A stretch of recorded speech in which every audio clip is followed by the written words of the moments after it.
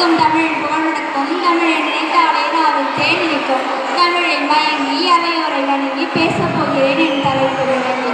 அகிம்சை என்பதை போராட்ட சாதனமாக உலகில் முதலில் அறிமுகப்படுத்தி அதில் வெற்றியும் கண்டவர். சாந்தத்தின் நல்லுருவம், சத்தியத்தின் குடியிருப்பு, தர்ம நெறி, அன்பகிம்சை தலைத்தோடும் தனிக்கோடு, எளிமை, தூய்மை, நேர்மை எனும் வாழ்வியல் உறுதியால் லட்சக்கணக்கான மக்களை விட்டவர். இந்தியாவிலும் வெளிநாடுகளிலும் மனித உரிமைக்காக போராடுவர். மனிதநேயம், மத நல்லிணக்கம் போற்றியவர். தொழிலாளர் உரிமை, மகளிர் உரிமை, தீண்டாமை ஒழிப்பு, மது விலக்கு போன்ற மக்கள் நற்பணிகளுக்கு ஓயாது உழைப்பு கோரியவர்கள் மகாத்மா காந்தி.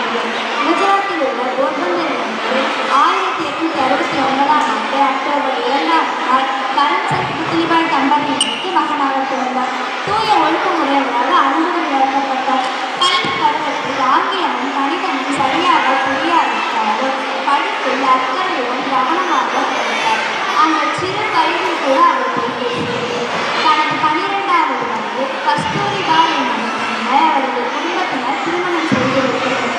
தனது 19ஆம் வயதில் தனது இளம் மனைவியை விட்டு பிரிந்து பட்டப்படிப்புக்காக இங்கிலாந்து சென்றார். இந்தியாவை விட்டு புறப்படும் என்று மது, மாடு, புலால் மீது ஒன்றுமே என்று தன் தாயாரிடம் சத்தியம் செய்து கொடுத்தார். 1920 பால கங்காதர திலகரின் மனைவி தொட்டு சுதந்திர போராட்டங்களை தலைமையேற்று நடத்தினார். லவ்லட் சட்டத்தை எழுத்தார். தாம் மேற்கொண்ட அனைத்து போராட்டங்களையும் சத்தியத்தையும் அகிம்சையையும் முன்னிறுத்தியே செயல்பட்டார். மனித நேயம், மத நல்லிணக்கம், தொழிலாளர் உரிமை மற்றும் மதுவிலக்கு, அந்நிய குடி எதிர்ப்பு போன்ற சமுதாய சீர்திருத்த செயல்களை முன்னிட்டு நடத்தினார்.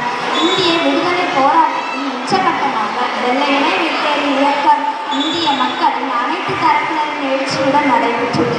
விடுதலை போராட்டத்தில் அகிம்சை வழியில் லட்சக்கணக்கான மக்களை எதிர்த்து இந்தியாவிற்கு சுதந்திரம் பெற்று தந்தவர் அந்த கிராம சுயராஜ்யத்திற்காக பாடுபட்டவர்.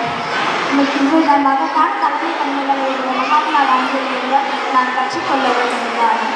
வன்முறைகள் தலைத்துக் கொண்ட காலகட்டத்தில் காந்தியின் தேவைப்பட்டார். காந்தியின் தேவைப்பட்டது இளைய தலைமுறையினர் இந்தியாவின் உலகப்பட்டது.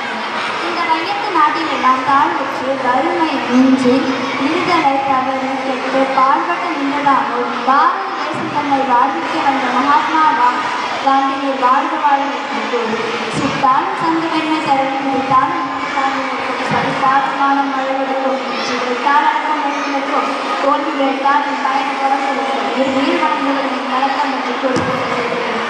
வணக்கம். ஜெய்.